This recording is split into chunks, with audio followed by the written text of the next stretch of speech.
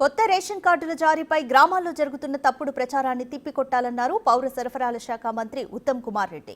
ప్రజలకు వాస్తవాలను వివరించాలని ప్రజాప్రతినిధులను కోరారు.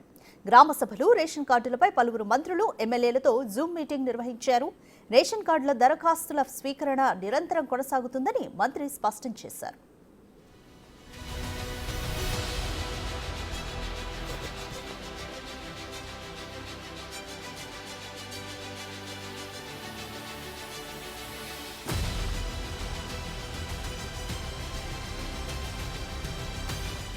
ఈ నెల 26న కొత్త రేషన్ కార్డుల పంపిణీని ప్రారంభించి అర్హులందరికీ అందే వరకు కొనసాగిస్తామని ఉత్తమ్ కుమార్ రెడ్డి వెల్లడించారు. సామాజిక ఆర్థిక సర్వే, ప్రజాపాలన దరఖాస్తులు, కులగణనతో పాటు ప్రభుత్వ కార్యాలయాల్లో గతంలో ఇచ్చిన దరఖాస్తుల ఆధారంగా రేషన్ కార్డులు జారీ చేయనున్నట్లు మంత్రి తెలిపారు. బీఆర్ఎస్ ప్రభుత్వం 10 ఏళ్లలో ఒక్క రేషన్ కార్డు ఇవ్వలేదని, కాంగ్రెస్ ప్రభుత్వం అర్హులందరికీ ఇవ్వాలని నిర్ణయించిందని మంత్రి ఉత్తమ్ కుమార్ రెడ్డి తెలిపారు. రేషన్ కార్డులపై ఒక్కొక్కరికి 6 కిలోల సన్న బియ్యం ఇస్తామని మంత్రి తెలిపారు.